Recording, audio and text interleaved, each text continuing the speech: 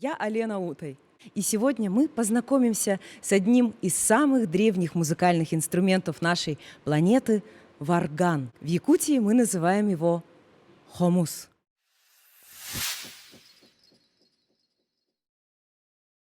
Когда мы добавляем дыхание, звук становится громче, он становится мощнее.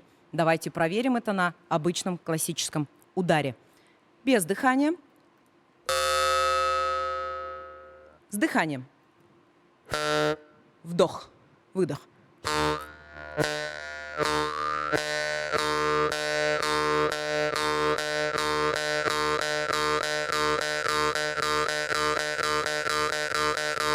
Мы слышим, как изменился звук. Он стал более громким. То есть каждый раз, когда мы начинаем дышать через хомус ртом, наш звук становится очень громким и насыщенным.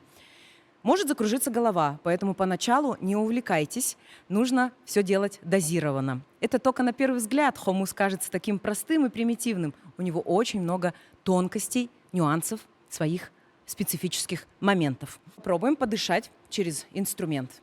Каждый удар – это вдох и выдох.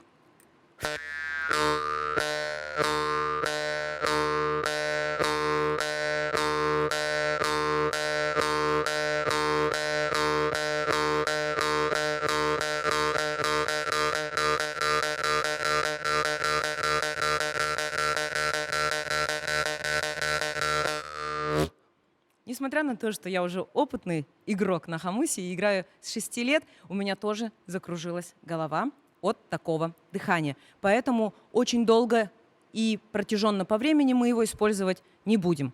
Мы его можем вплетать в основную ткань, которую будем создавать из приемов жаворонок, гуси, кукушка, взмахи крыльев, посадка птицы на воду, буквы и, конечно, добавляем дыхание.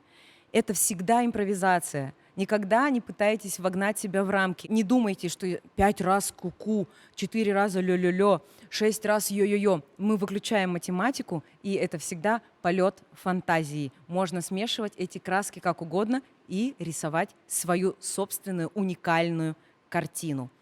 Сейчас мы поиграем, дыша носом или вообще не дыша, и добавим дыхание. Вы услышите сразу разницу в звуке.